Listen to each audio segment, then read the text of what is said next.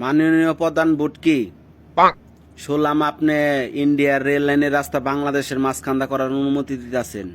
এটা কি আপনার কখনো মাথায় আসে না যে ওই রেল লাইনের রাস্তায় ফালাইয়া আপনাদের পিছন মেরা দিব? এটা কি কখনো মাথায় আসে না? তো ইন্ডিয়া চুল পরিমাণ স্বার্থ ছাড়া চুল পরিমাণ তারা আগে আসে না।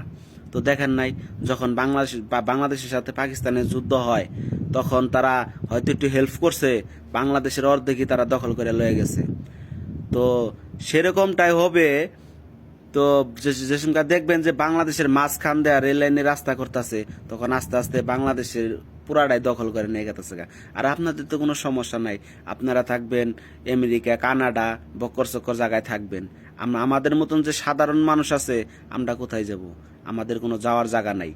আমরা বাংলাদেশে জন্ম নিছি, বাংলাদেশে মরমু।